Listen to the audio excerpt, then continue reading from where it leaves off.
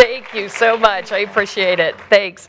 Well, first of all, I'm absolutely honored to be here, and you guys have to be exhausted. I mean, this is I'm exhausted, and I don't even work here. First of all, keeping up with the acronyms alone is exhausting. I started to make a list because I was thinking, I should ask what this means. I should ask what this means. And then Navruti sent me over the edge. I was like, I don't even have any earthly idea what she's talking about. So fantastic TED Talks on everybody's part. How many, just out of curiosity, since I'm speaking about courage, our TED speakers, were you nervous getting up here? Yeah, a little bit? You still can't speak. She's like, I don't know, where am I? I don't know what happened. Okay, excellent. Courage has been mentioned so many times today, and I have to be honest with you. I had the wonderful opportunity of interviewing a number of folks that are in the audience to help me prepare for this. And I had the most extraordinary moments of time when I was interviewing folks, and I was talking to, PhD, whatever, I don't know, nuclear physicists, whatever you people do, right? So these really super smart people who have all the education in the world, who are running these big, giant businesses, and every one of them, to a person, said things like, well, I know, but I sit there in those meetings and I'm worried about raising my hand. Or I feel as though I can't say what's on my mind. Those types of things from the accomplished women in this room, and it simply blows my mind. Let me say one thing first and foremost. You guys rock the house. I don't know if you know it, but you do. Give yourselves a round of applause on this. I work with organizations around the world. And the business acumen, the intellect, the passion, the know-how, the skill level in this room is unbelievable compared to many, many companies. And I know that you guys benchmark yourselves against, how we're doing, and the so sad story with your Post-its up here about here are all the things that are wrong with us. I was like, where am I? I mean, come on, you guys, it was so bad. After like 5 minutes, you were like, we're not even going to talk about those things anymore. Let's talk about these things over here. You're killing me. So I think, yes, there are things that we need to think about. Yes, there are strides that need to be taken. Yes, the women in this room can change the world. And that's what I want to talk about today. And I think we need to give ourselves a little bit of credit here. I mean, I'm looking around, these are my sisters in this room here today. I think we have to first and foremost give ourselves credit for how much the world has changed around us. I mean, let's do a little truth test here for a second. How many of you have been in the technology industry at least 5 years? Raise your hands up high. 10 years? 15 years? Okay, look around the room. 20 years? Look around the room. Okay, 60% of the room. 25 years? Keep them up, girls. 25 years? I'm just going to stop there and go, you guys look fabulous. A third of the room is 25 years plus, right? I mean, there's nothing we haven't seen. There's nothing we haven't done. We've seen it all. I mean, let's be honest. With those ages, now that I know I've got my boomer sisters in the room with me here, there are those of us who thought this was a smartphone. I mean, come on. Where are you? Where are you? Excellent.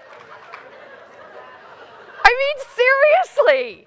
And now we're talking about this extraordinary moment in time where literally the entire universe is in the palm of our hands, and you guys are in the process of changing the way we interact with the world. No wonder we're exhausted, for Pete's sake, right?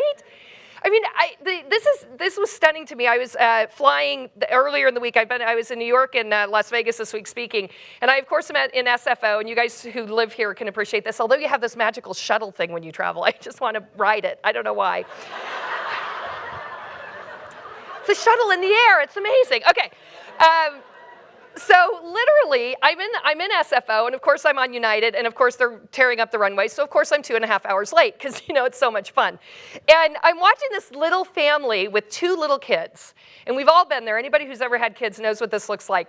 They've been, they got up at 4 in the morning. They've been in the airport for 6 hours. The flight's 2 hours delayed. They've got about a 1.5 and about a 2.5-year-old.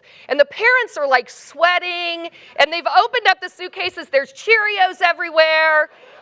And you can just see they're this close to melting down. It's just they're inches away. And all the other parents are taking their kids going, stay away from them. It's getting ugly.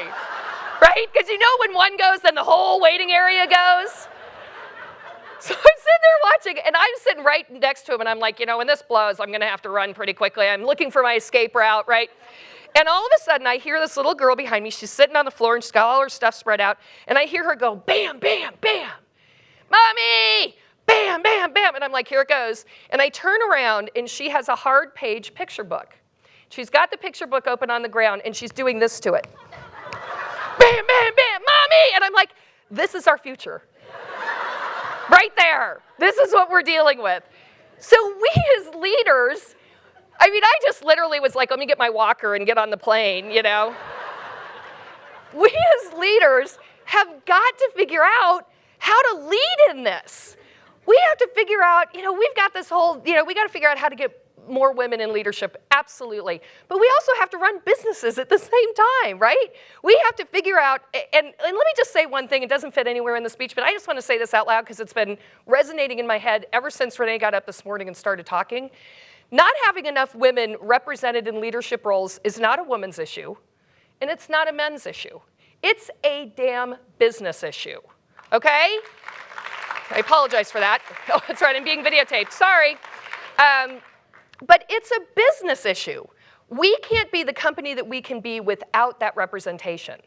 So we've got all these things we're juggling. We've got all these things to figure out, right? Well, so that's why I want to talk about courage, because we need courage right now more than ever, personally and professionally. We need it professionally because disruption is the norm. You guys are creating a lot of the disruption, which is so cool. That was an amazing disruptive idea that you had that you built and brought to fruition. The world is in this constant state of disruption. So we need courage to be able to attack market issues. We need the courage to be able to attack great ideas and cut through the bureaucracy. We need to be able to have courage to make hay while there is hay to be made in the marketplace. So that's number one. Number two is we need courage because we are managing teams with 3 generations on them. For most of us, right? We saw the age ranges in the room. How many of you are baby boomers? Consider baby boomers, right? Okay, so about 50%. How many are 33 years or younger? What do we got? We got the 3 of you. God bless you. No, we have 4. You should be sitting over here with them because they've apparently got a cohort of 3 going over here. Okay, excellent. So now think about that. So Gen Ys, excellent. So here's the thing. We are managing 3 different generations in the workplace, and you wouldn't think that was a big deal, right? But it's a big deal. Do you know how to tell a baby boomer? Baby boomers walk in on Monday morning, grab a cup of coffee. Did you work this weekend? I did. Worked 10,000 hours this weekend. Because that's what I do. I work until I drop. Because that's what we do, right, baby boomers? We're the idiots who created Outlook, right? Come on! Baby boomers, we are our business cards. We are our work. We will work you to death, and we want you to work to death too. Because that's just what we do.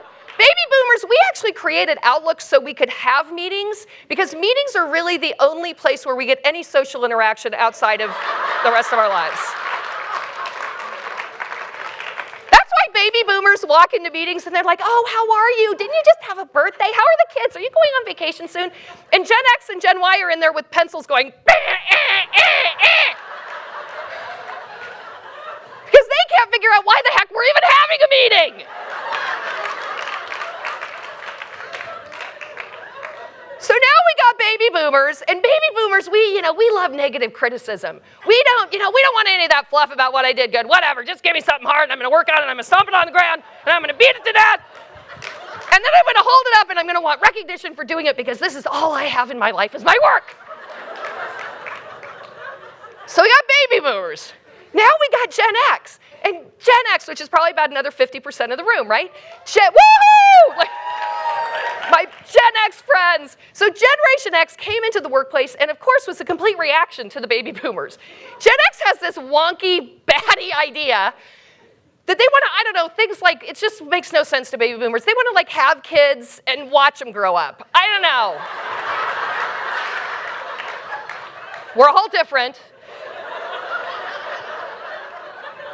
Have you ever had this experience, especially if you work for a baby boomer and you're a Gen X? You go, the baby boomer comes to the Gen X. Laura, you're a Gen X, right? Baby boomer comes to the Gen X and it goes, I'm going to have a meeting at 4:30 on Wednesday. You good with that? And she goes, well, I would love to come, but I can't. My kids have soccer at 4:30 on Wednesdays. And the baby boomer, literally, there's something weird that happens in our head. There's this buzzing noise. And usually we look up and to the right, which is our confused look. We look up and to the right and we go, hey. And then we just keep repeating it because we're like, I don't understand what that means, so I'm just going to keep talking to you. I mean, we were like the first generation of working women. We had children. We threw them in a closet, shoved some kibble in. We came back 18 years later.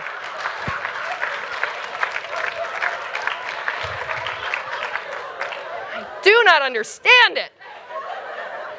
So now we got baby boomers, right? Critical feedback. Baby boomers who will take a giant project that went extraordinarily well and find the one little thing we can complain about. Baby boomers. Then we got Generation X. Generation X who is actually teaching baby boomers about work-life balance and all those crazy things that are, by the way, unattainable, so don't work too hard at it. I promised myself I'd never say that sentence because I hate it so much. Okay. Now we have Generation Y. Our beautiful Generation Ys, the four of you. God bless you. So let me start by saying, Generation Y, I love you. The four of you, I love you. Let me start with that. That said,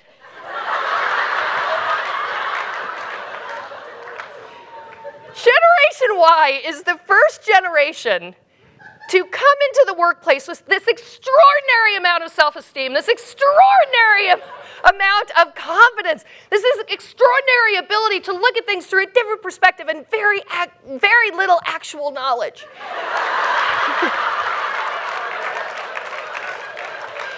But when those two things come together, it's going to be amazing. All kidding aside, Generation Y is going to save us. They are going to fix everything that, especially the boomers, broke for you. So I apologize on behalf of my entire generation for you.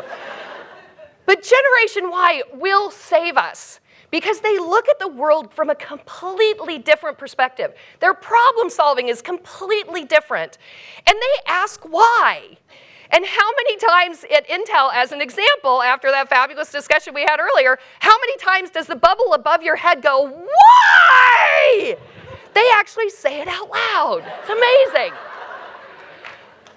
Generation Y is going to teach us to question everything, and they are going to, especially as leaders, they are going to make us better leaders.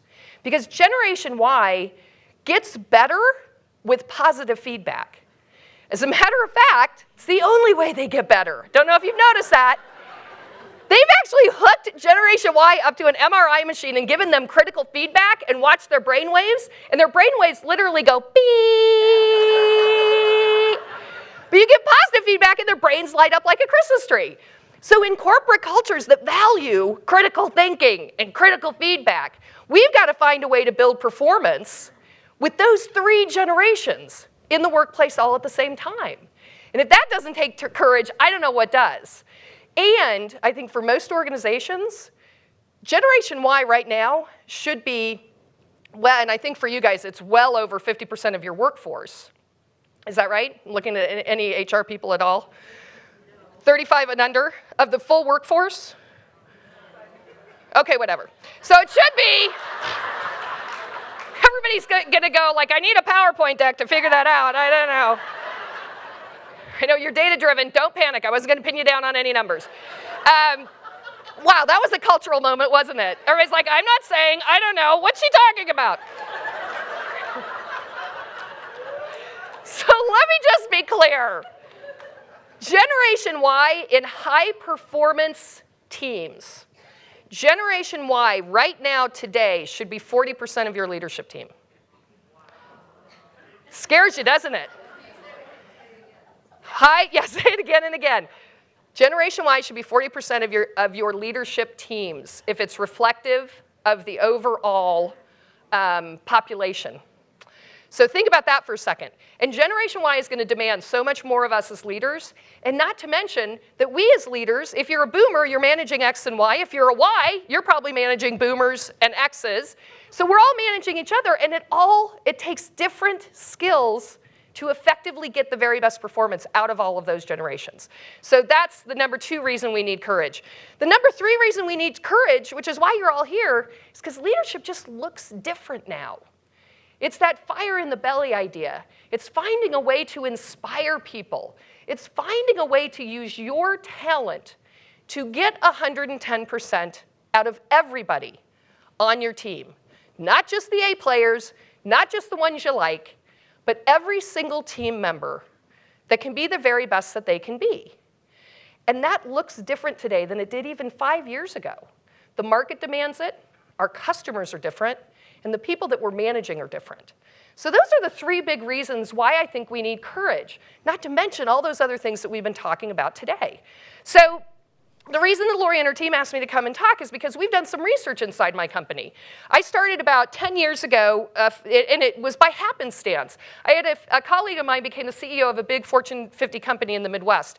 And he had taken it, had 150 years of fabulous growth, and they were really successful, and then they had a 3-year slide that was just literally off a cliff. They were losing market share, they were losing, their costs were out of control, their share prices were down, it was just horrible. And he pounded his head up against the wall for about 6 months in the role, and then he asked me to come in to help him figure out how to make the organization as a whole less risk averse. And to give you an idea of how difficult this job was for him, the average tenure within the organization was 36 years. Average tenure. They had sometimes 2 and 3 generations of a family that were working at the same time in the same company. I mean, it was just nuts. And so we started this research by happenstance. We started to interview people about what they were afraid of, because it was obviously fear-based. They were afraid of new ideas, new ways of doing things, new processes, looking at the business in a different way. And so we started interviewing people about what they thought about courage, what they thought, what scared them, what made them feel courageous, who they thought were courageous folks within the organization, what courage looked like for them.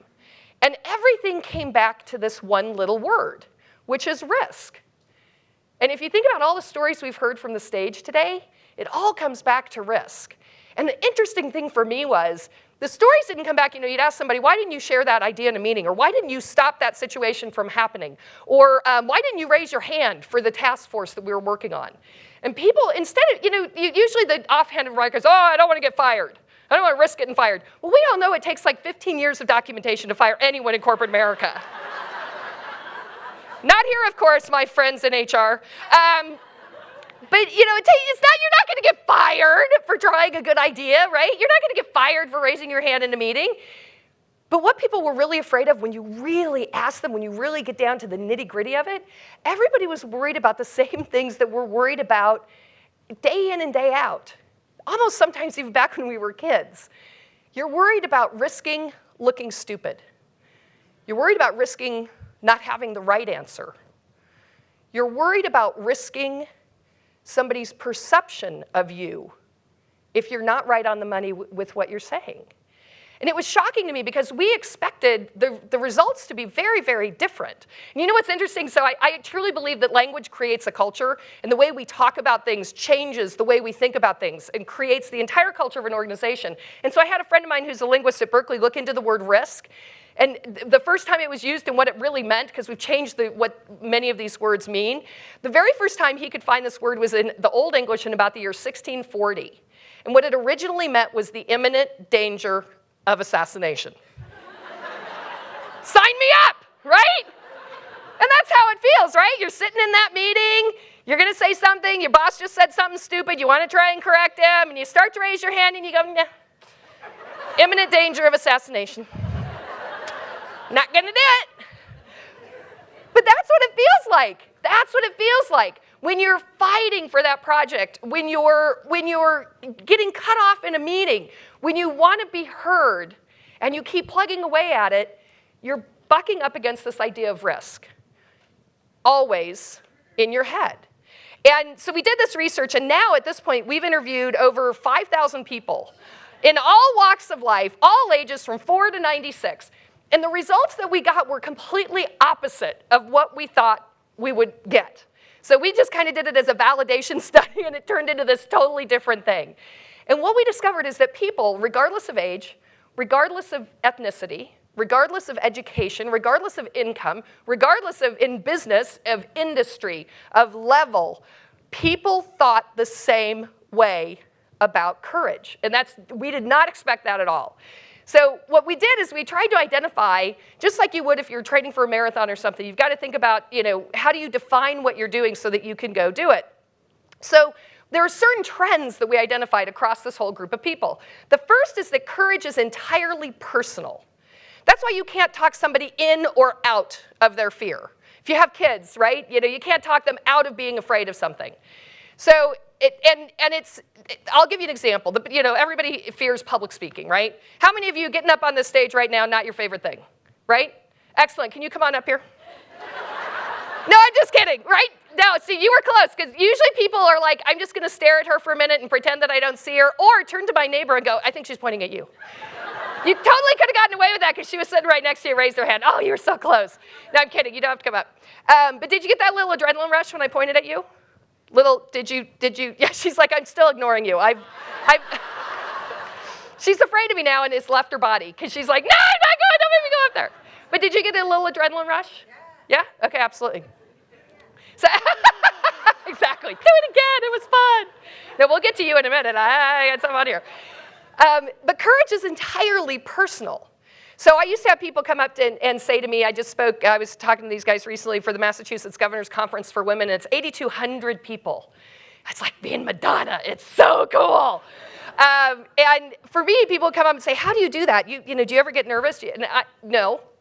I am at my most calm, believe it or not, right here, right now. The only thing that would make me happier and calmer is if there were more of you. Makes me happier. 8,000 is just shy of my perfect size audience.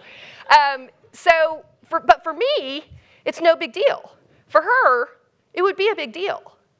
The thing about courage, and if you ever have somebody come up to you and say, gosh, that took so much courage, what they're really saying to you is it would have taken them courage. If you have kids who say this to you, pay close attention because they're really telling you something about what they're afraid of when they say it. So that's the first thing we learned, is that it's entirely personal. The second thing we learned is that most of us think we aren't, which blows my mind. How many of you believe you're courageous? Right? Okay, if you did this and you went, I don't know, do you think I'm courageous? What do you think? I don't know. You all looked at each other. Everybody looked at their pal next to them and went, I don't know, do you think I am? Oh, she is. Well, I guess I am. Come on. How many of you believe you're courageous? Raise your hands up. Okay, that is awesome. Okay, that like 80% of you raised your hands. That's very good and that's a high number, so I'm very pleased with that. Now, the hardest and scariest thing for me as a speaker to do is I'm going to ask you to close your eyes. I can see you. I'm in the front of the room. Close your eyes. Okay, now, how many of you believe you're courageous? Raise your hands up high. Okay, now, put your hands down, and the hard part now, open your eyes back up. Okay. Almost 100% of you raised your hands with your eyes closed. Now, here's what's interesting. I told you I did that women's audience of Massachusetts Governor's Conference. 8,200 women in the audience. I asked them, how many of you believe you're courageous? And about 30% of them, after they went through the dance, the hand-raising dance, about 30% of them raised their hands. Just like with this audience, when I asked them to close their eyes, almost 100% raised their hands. Now, I do most of my keynoting anymore is in front of very senior executive leadership teams, which are primarily male. Happens everywhere, not just in the tech industry. Oh yeah, it's everywhere. And I was at a very old school, these people that make like missiles and stuff, very military, very old school, worldwide leadership team, almost 95% male. What happens in an all-male audience when I ask people if they're courageous? I'm courageous and more courageous than you, and definitely that guy back there.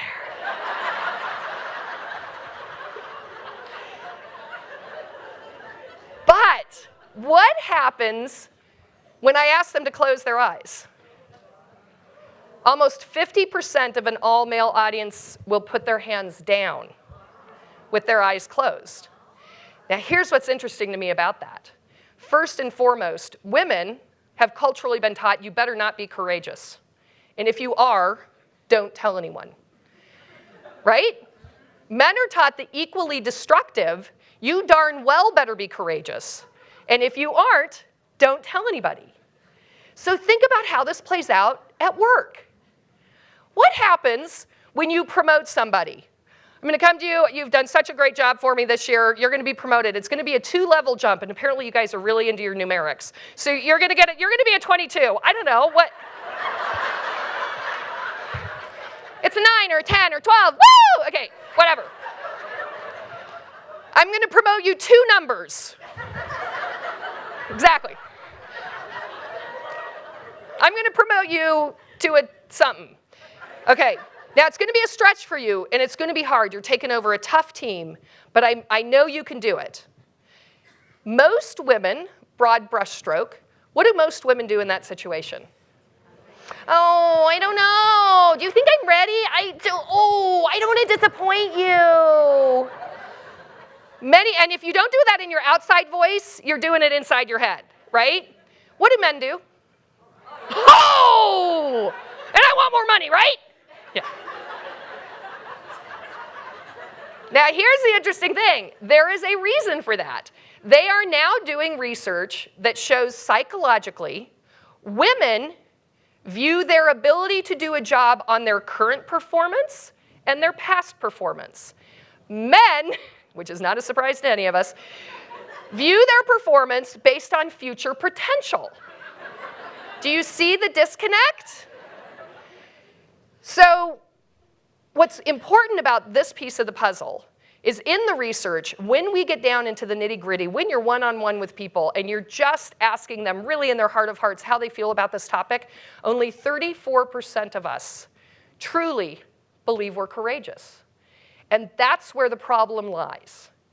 I believe that 100% of us are courageous. We make courageous decisions every single day of our lives. And until we decide that we are in fact courageous, you can't get any better at it, and it is a skill.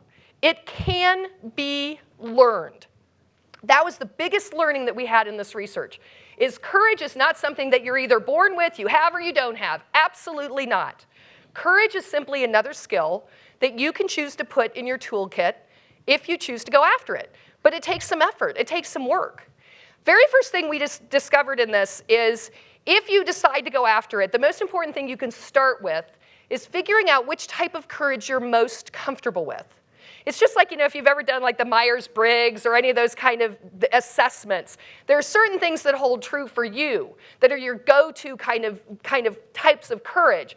And once you understand the types of courage, then you can use them consciously to make a difference for yourself. So let's review those really quickly. First type of courage we identified is blind courage. That's my favorite type of courage. Just close your eyes and jump courage. I discovered actually, ironically, in this research that I was a blind courage addict. And I'm not kidding you, addict. Here's how you know if you're a blind courage addict. You say this sentence a lot. That sounds like fun. Anybody? Anybody else in the audience? Excellent, my people. Hi, my name is Cindy. I'm a blind courage addict. We actually discovered in the research 86% of wildly successful entrepreneurs, I think our cutoff was 500 million. They had built businesses 500 million or over. Wildly successful entrepreneurs, 86% of them act primarily from this quadrant. Because blind courage allows you to take advantage of market opportunities. It's working from your gut. It's actually taking all of those perceptions and your history and what you were saying at the end of your TED Talk, your history, your background, your experiences and perceptions, and applying them at a subconscious level so quickly that your conscious mind sometimes can't keep up. And so it feels like a gut reaction. It feels like you're closing your eyes and jumping without thinking through the consequences. Now, the beautiful thing that blind courage allows you to do is it allows you to make the jump.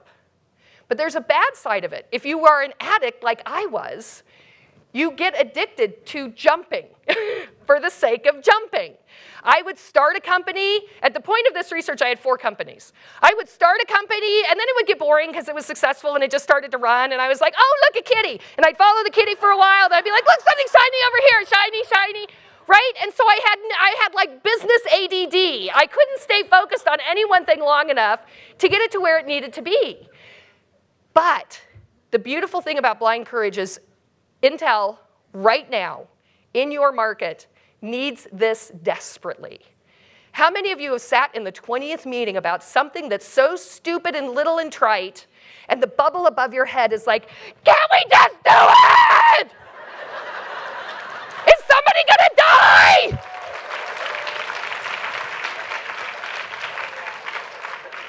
I am telling you, we need more blind courage. Inside of organizations, this is one of the biggest things holding companies back. And you look at the people who haven't made the turn, you look at those companies who are just suffering, it's because the more fearful they become, the more they need to gather lots more data. And they've missed, while they're data gathering, they've completely missed what happened all the way back there because it's taken them so long. So blind courage is the first type of courage that we identified. The second type of courage we identified is crisis courage. And in my mind, in many ways, this isn't even a type of courage. It's 100% instinctual. It's when all the physical stuff starts to happen to you and you kind of lose control of your brain. Best example I have of this is I used to go sea kayaking every summer because I'm afraid of water. So that's a whole nother speech. But sea kayaking every summer in Alaska. And on one of these trips, we were going to take a hike, and there were 4 of us. It was the guide, my friend Matt, myself, and another guy. And we pedaled across the fjord, and we pull our kayaks up, and we start, going through the rainforest, and we come out about 2 miles into this hike on a precipice that's along a sheer rock wall that has a drop of about 60 feet at this point when we come out of the rainforest. And it continues up to about a 250-foot drop down the left-hand side, about 2-foot pathway. And we're going back behind a waterfall to Hidden Lake. And apparently there's a reason it's hidden, and we'd find out why soon. So we're walking along, right? And I'm not afraid of heights or anything, but I'm walking along, and I'm watching the guide, and all I can do is watch Matt's feet. Because this is just rock along here. So you got your hand going like this, and you're creeping along like this. And all of a sudden, like in a cartoon, Matt's feet go out from underneath him. His little feet the dirt falls out from underneath his feet. His little feet go, woo, woo, woo, woo, woo, woo. I grab a hold of a root along the rock wall. I put my hand out. Matt grabs a hold of my arm with both hands. I swing him, Xena-like. Just saying. I swing him to the guy behind me, and the guy behind me shoves him face first up against the rock wall. Now, it literally took way less time to do it than it took to just tell that story. So we all stood there for a minute. And if you've ever had this experience, you know what this feels like. We all just stood there for a minute. And, I make my living with words, so I'm the first to speak. I look at the gaping hole, I look at Matt, and I go, and Matt, who is still face first like this up against the rock wall, is like, ah! I look at Matt and I go, hoota, hoota, hoota, and we, the 3 of us, go walking back down this path, and the guide is on the other side of this gaping hole going, hey, we're like, you're the guide, good luck to you, bye.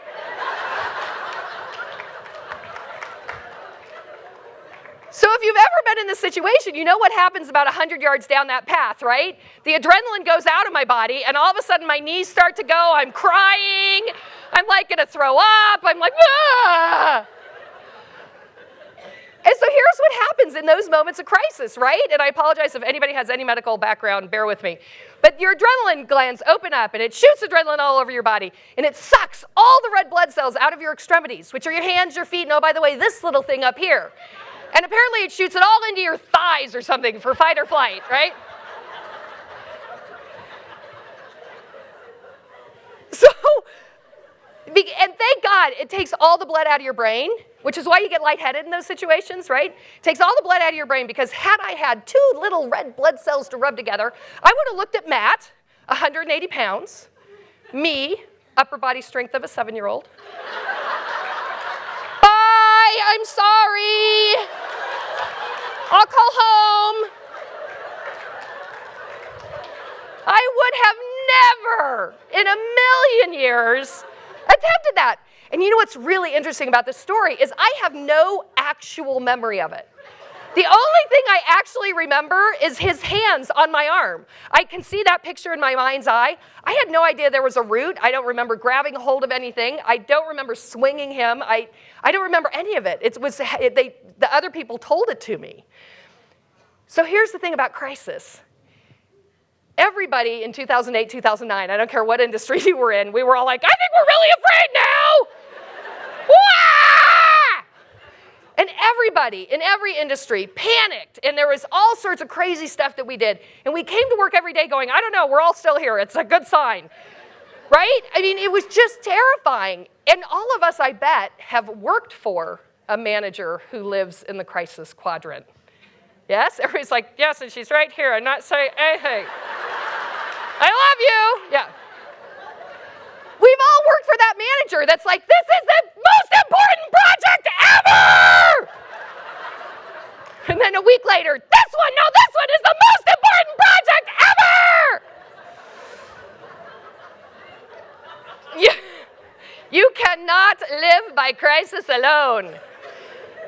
So crisis courage, now there are industries, and I would argue that there's a little bit of intel right now that somebody probably does need to grab a hold of you by the lapels and go, wake up and smell the changing marketplace. Wake up and smell the painful amount of bureaucracy to get anything done. Wake up and realize that without 50% of the people who are buying your products in your leadership team, you're not going to be able to sell them for long. So there's something to be said for the right amount of courage at the right amount of crisis courage at the right amount of time. But performance does ramp up. Ramps up about 30% when you scare somebody to death the first time. Scare them to death the second time, it's about 6%. Scare them to death the third time, it's about 1%. Scare them to death the fourth time, and their performance drops off a cliff. Because they get, it just burns them out so quickly. So crisis courage, there are times for it, but you have to use it sparingly because it does give you that boost in performance, but it's not sustainable. So that's the second type of courage we discovered. Third type of courage that we discovered is role courage, and I think this is why I give Lori and her team and all the people who are involved in putting this conference on, and all of you for showing up, frankly. This is what role courage is all about. It's all about the training. If you believe it, you are it. And if you get to that place, it's really the heart of true innovation. Here's why. Pardon me? Oh, sorry, I'm hearing voices. That was weird. Hello. There's a lot going on up here, but that's the first time I've actually heard a voice. Okay. You were here for it. You never know what's going to happen up here, Laura. Sorry. Okay. So role courage is truly the heart of innovation. Probably the best example of role courage that I have is my nephew, who's a firefighter. And he's a firefighter in Denver, Colorado, and a number of years ago, there was a horrible summer of fires. And he was literally driving to work one day, and he's driving through his neighborhood, and he drives by this house, and it's on fire. And he's like, seriously? I haven't had a cup of coffee. He pulls his big man SUV over, and he jumps out, and he doesn't have all of his gear, but he has his jaunty little fireman hat, and he runs into the burning building, and he saves like the family and the kids and the dog and the ferret and the cat and the whatever. And it's this amazing rescue, and by the time his little friends show up, he's rescued the whole family, and he comes out of the house in this iconic fireman moment where he's got this little kid, who's crying on his shoulder. He's got his jaunty little yellow hat on, and a little swath of charcoal on his cheek, right? And it was on the front page of the Denver Post newspaper. So his niece sees this and decides to take him to show and tell. So cute. So the day show and tell comes, and all the family, and we're all a family of girls, all the girls pile into the big fireman SUV, and we're driving along, and about a mile from the grade school, he pulls abruptly over to the side of the road, and he gets out and he goes back behind the SUV. And he's back there for a really long time, and I finally turn around and I look, and he's doing this. I see him through the back window, right? He's going down. Does this about 4 or 5 times, and I finally turn to his wife, Chris, who's in the front of the SUV, and I say, Chris, I don't know what's going on back there, bad clams or something. I don't know, you better check. She goes back there, they talk, they switch sides, they come back around and get in, and Chris is in the driver's seat and Dave is in the passenger seat. And for the first time the whole trip, I kind of look at him, because there's 6 of us back in the back of the SUV, and we're all chit-chatting. And I finally look at him, and he's got a gray fireman t-shirt on. He's got a ring of sweat around the collar. And he's got this big bald head, probably because of the fire thing, I'm guessing. Big bald head.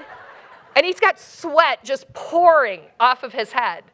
And I said to him, so I lean up in between the seats, because come on, I coach CEOs, right? Maybe I can help. I said, Dave, dude, what is going on? He's like, shut up. I'm like, okay. We get to the grade school. We all pile out of the SUV. We're going into the front entrance of the grade school, and he starts to do this. And now this is a giant man. This guy is 6'7". His neck is as big as my thigh. I mean, he's like, "Hurr." So if he goes down, he's going to take 3 of us with him. You know, I'm like, there's nothing we can do. So we sit him down, and we're like, what is wrong with you? And we've got his head between his knees. And at some point, it's like we've got to be in the little room with the kindergarten class. And so I lean down to him, again, thinking I can help. I lean down and I say, Dave, they're 5 years old, for God's sake, man, suck it up, get a hold of yourself, you're disappointed, we're gonna kill you. He's got 5 women shoving him down the thing. We shove him into the classroom. Looks like he went into a shower fully clothed at this point. He's sopping wet. And he walks in and all this poor guy can do is this. Fireman. And he goes and he sits down in the little kid chair, right? So they go, yeah, there's other people there. So they finally get to him, and it's to Q&A. And I admit, you know, if you're not used to public speaking, Q&A can be tough. And they asked him tough questions, granted. I mean, he had some zingers coming at him. Things like, is fire hot?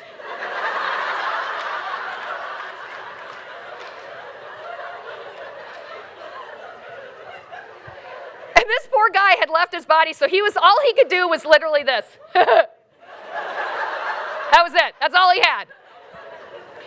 So what was, I'm sure, the longest 5 minutes of this kindergarten teacher's life, he finally comes out, and he comes out in the hallway, and he goes, oh, thank God that's over. How was I?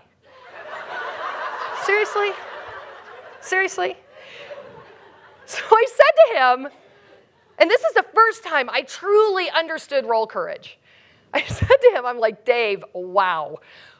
What happens when there's a fire? I mean, does your team have to, like, you know, sing Kumbaya to you, get you into your little booties and your little hat? You know, what's the story? And he looked at me just befuddled, and he said, well, no, of course not. He said, I know I'm so well trained that no matter what the situation, I'll make the best possible decision for myself and my team. Now think about what that means.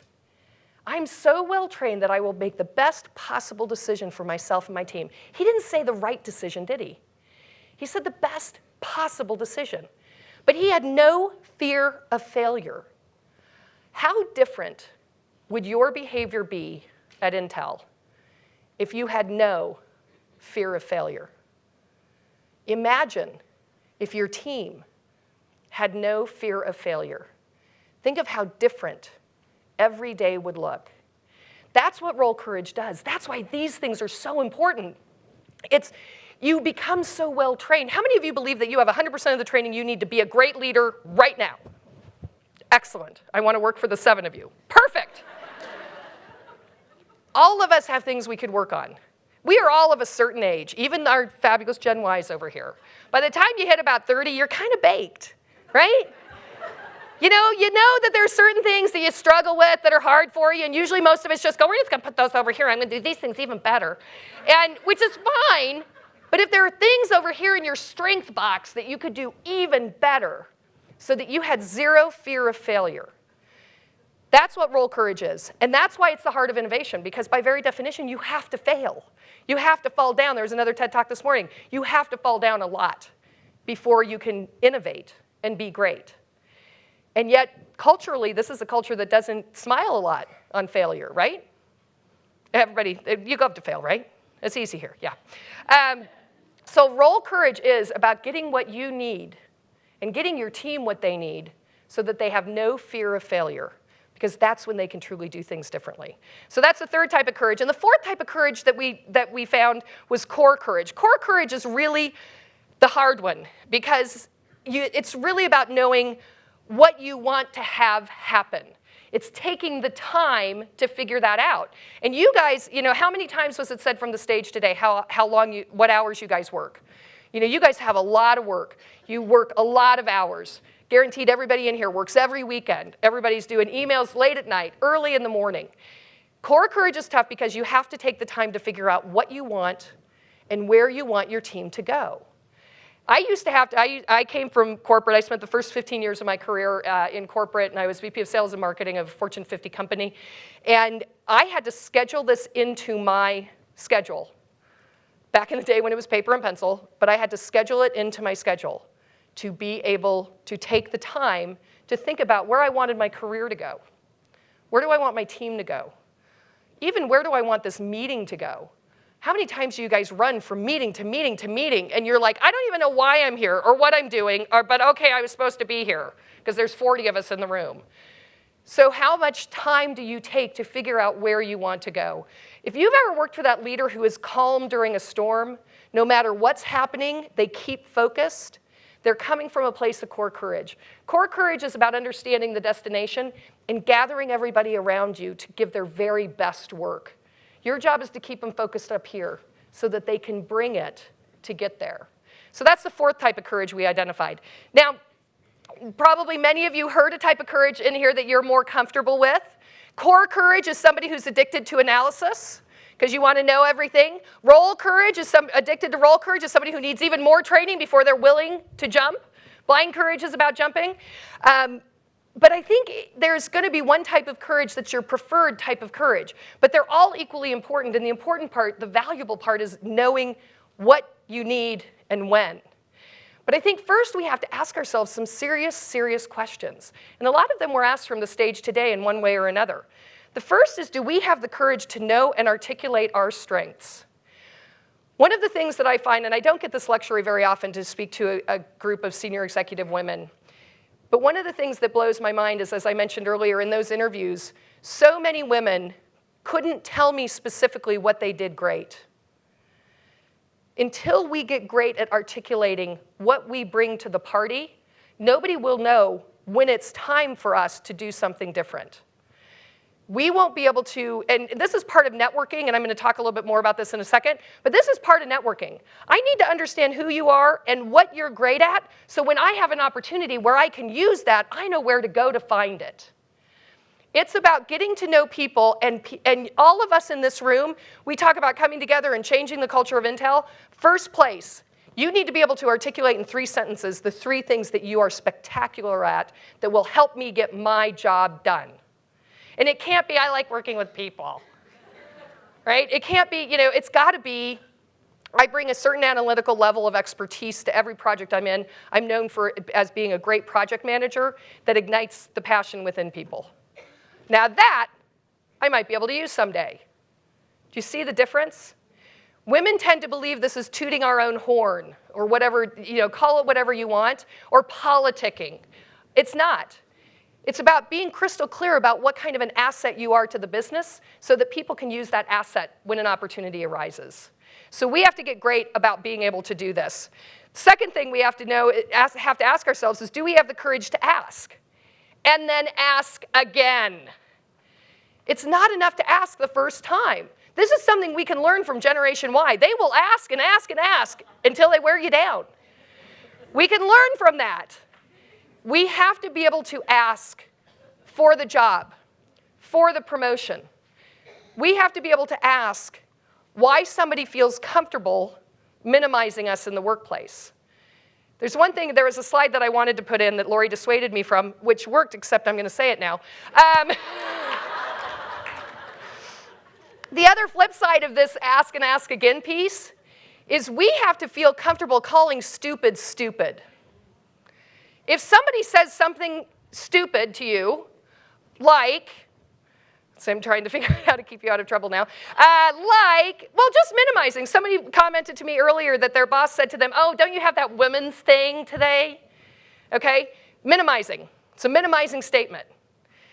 It might be effective for us to be able to say, you know what, Joe, because Joe didn't probably mean it to be minimizing or derogatory.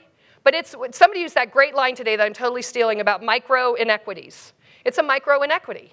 So we need to be able to have the courage to say, you know what, Joe, I know you don't mean it this way, but imagine if that were you were saying something like that to your daughter. Probably doesn't build her confidence at all. You might want to think that through next time. Right? Everybody's going, no, I'm scared now that you said that. But we have to do it. If not us, who? If not us, who? Okay, but there's a skill behind it, so I get that. So do you have the courage to ask and ask again? Next is, do we have the courage to build and use our influence? And I do think this is where it's so difficult for women, because we are stretched in a lot of different directions. We work a lot of long hours. But at this level, and you guys know it better than anybody, and I think it's probably even worse here than it is in most places, and it was stated in the research, the jobs that get filled at your level now are filled through relationships.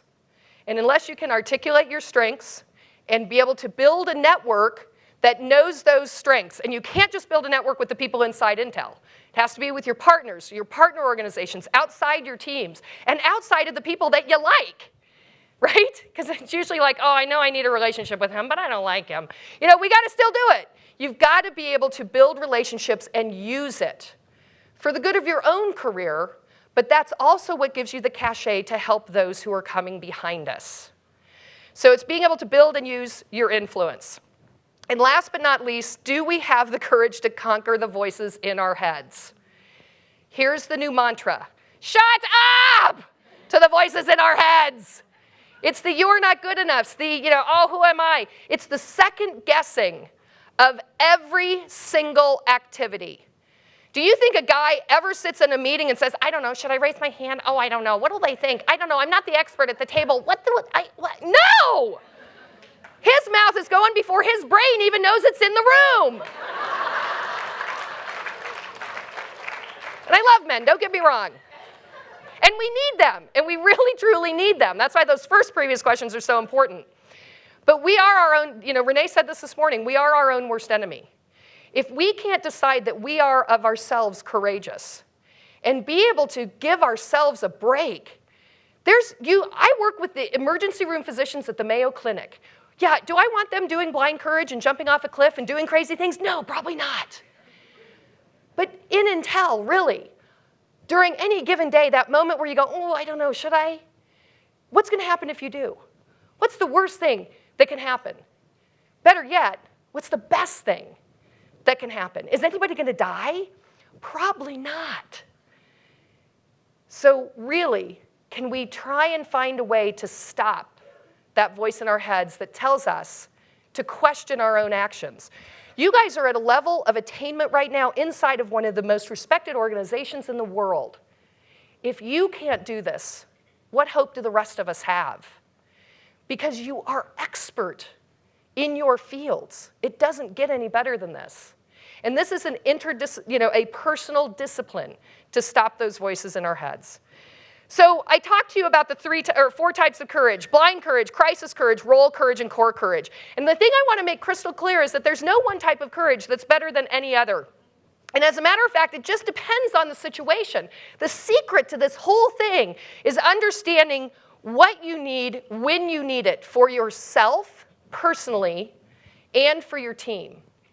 Now, I told you, I'll give you a silly example of this. I told you that I worked on that, the big consulting project. It was 3 years. It was amazing. We had amazing results. And it was about 4 months out after the contract with the company had ended, and they had their first quarterly results, and they were amazing, and they had a great call with the analysts. And the CEO called me up, and he said, our results are so extraordinary, we're going to rent out Kings Island. I don't know if anybody is from the Midwest.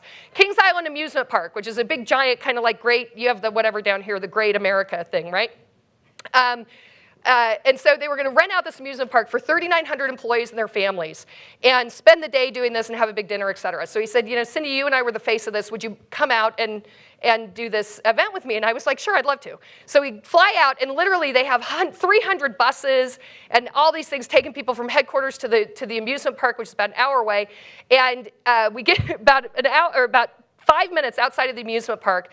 The CEO wobbles down the aisle of the bus at me, and he goes, Cindy, I've got this really cool idea. At the end of the day, like right before we break and go to the dinner thing, since you and I were kind of the faces of this project, why don't you and I do the death drop together? I think it would be a really cool thing. Now, what did I say? That sounds like fun.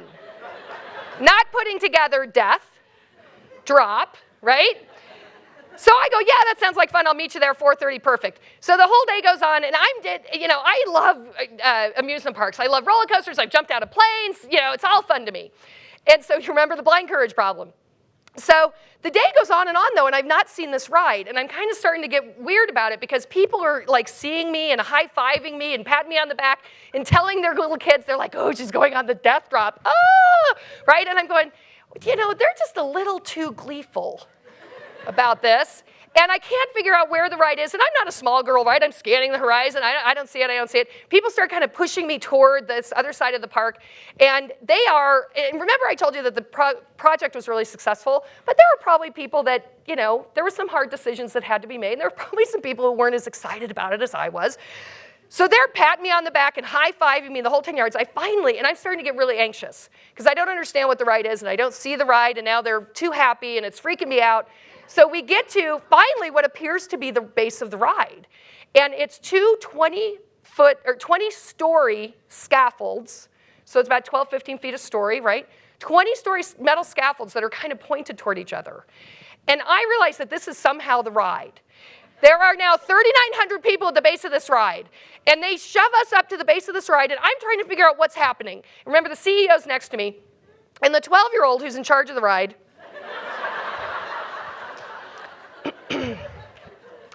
12-year-old who's in charge of the ride is talking to me, but I have gone completely into crisis, right? I'm like just trying to not pass out. I've got the little dots in front of my eyes. The 12-year-old is going, so I do this, and they put these little rubber suits on you, and they zip them up the back, and they attach to your back what appears to be a fine strand of cotton. They attach this to your back. The platform comes out from underneath you. Bam! You're laying on your belly like this with your legs stuck out like this. And they pull you ever so slowly to the top of this 20-story scaffold. Now, at this point, I've left my body and I'm in Tahiti. And I know what's happening to me, right? I know that I'm in crisis. I know that I'm having an adrenaline rush. I need to get the physical things under control. Don't throw up. Don't pass out. Don't throw up. Don't pass out. The whole time we're going up, this is what I'm saying to myself in my head. And I really did the whole way up think I was saying it in my inside voice.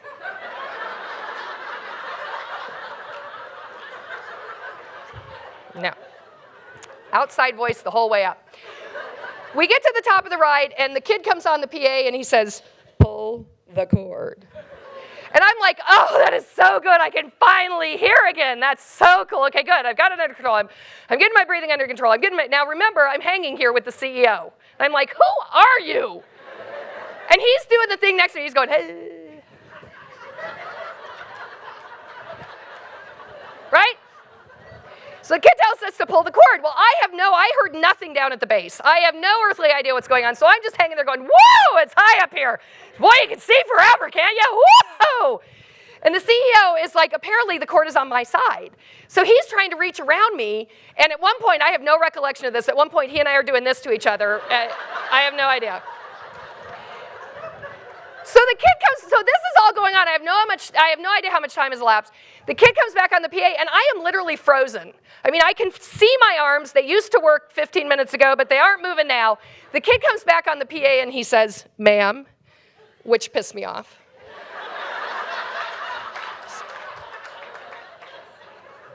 Pull the cord. Now, at this point, I know what's going on. I'm talking to myself. The CEO is like, nah, nah, nah, nah, nah, and I'm just like, shut up, you're not helping. So he's finally just like hanging there, like, ah. The kid comes back on the PA again, and he says, would you like us to bring you down? A hush falls over the 3,900 people at the base of this ride. Not the courage consultant now, are ya?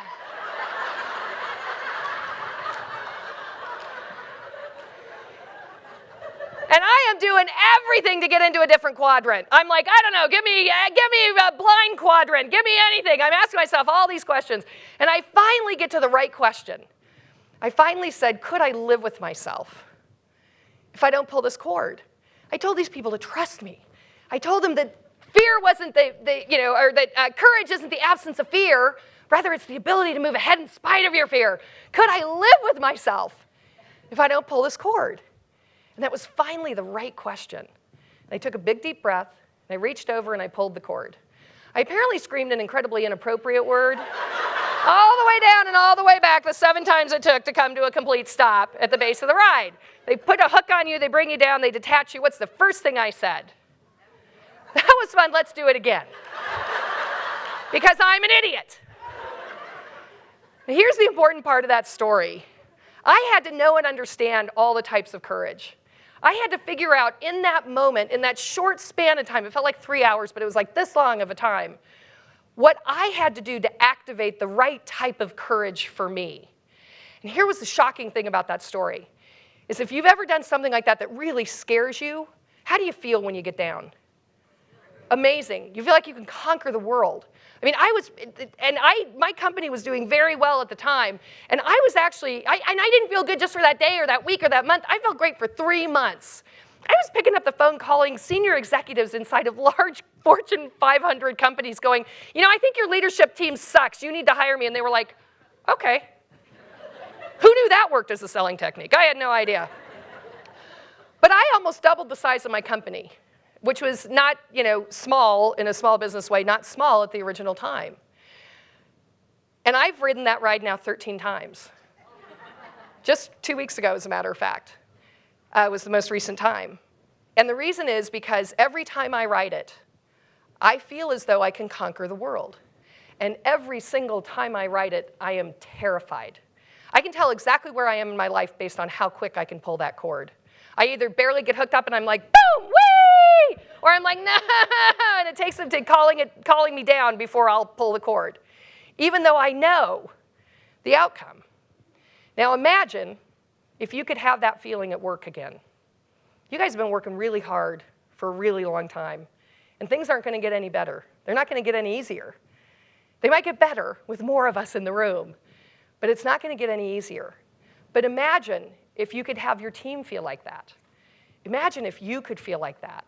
So what's the courage challenge you want to go after in your career, with your team, in your work, and really go after it? Because in that moment, you will actually get what you want, which is to work at one of the world's greatest companies with some of the world's greatest leaders, if we decide to become that together. So I want to leave you with one quick thought, and then I'll turn the stage back over. There's a great quote by Robert Allen: everything you want is just outside your comfort zone. What are you willing to do to create the workplace that we know Intel can be? Thank you guys so much for your time and attention. Thank you.